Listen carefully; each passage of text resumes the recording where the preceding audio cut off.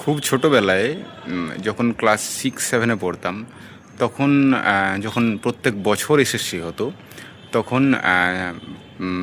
তখন কী হতো না, প্রত্যেক বছর নতুন নতুন স্যার এসে পরে স্কুল দেখতে আসতো যে এই স্কুলটা নেব, ওই স্কুলটা নেব। তো আমরা খুব তাকিয়ে থাকতাম সেটার দিকে, এবং আমরা স্যারকে বলতাম, স্যার এই স্কুলটা নেন, স্যার এই স্কুলটা নেন, বা এরকম কিছু একটা। আজ হয়তো সেই দিনটা আমার এসছে যে আমি আজকে স্কুল দেখতে এসেছি। আমার কালকে কাউন্সিলিং আছে, আমি আজকে স্কুল দেখতে এসেছি যে কোন স্কুলটা নেব। মানে আমার যেহেতু এই সামনে যে স্কুলটা আছে, এই স্কুলটা আমার খুব কাছাকাছি পড়েছে আর কি।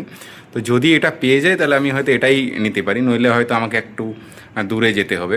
তো এই স্কুল দেখতে আসার যে আনন্দটা, এবং এখানের যে স্টুডেন্টরা আছে, মানে এখন অবধি হোস্টেলে যে স্টুডেন্টরা আছে, এদের সাথে কথা হচ্ছিলো, মানে এরাও ভীষণ খুশি যে একজন নতুন টিচার আসছে, এবং তাদের যে কতটা আনন্দ যখন ওদেরকে বললাম যে আমি হয়তো এই স্কুলে আসতে পারি, বা আমি যদি নাও আসি তাহলে এই স্কুলে একজন ম্যাম আসবে তোমাদের। তো তারা ভীষণ খুশি যে স্যার এসছে, তাকে বসতে দেওয়া, মানে কী যে একটা আনন্দ, অভূতপূর্ব একটা আনন্দ। এই আনন্দটার জন্যই হয়তো বোধহয় এত পরিশ্রম, এত পড়াশোনা, এত কিছু রাত দিন এক করে, বিশেষত পুলিশে থাকতে থাকতে এই জায়গাটাকে ছুঁতে পারার যে একটা আনন্দ, এবং এই যে স্কুল প্রাঙ্গণে নিজের স্কুল বলে, মানে হয়তো আমি এখানে আসবো বা অন্য কেউ আসবে, বা আমি একটা এরকম একটা স্কুলে যাব, এবং যেটা আমার নিজের মানে কাজের একটা জায়গা হয়ে উঠবে।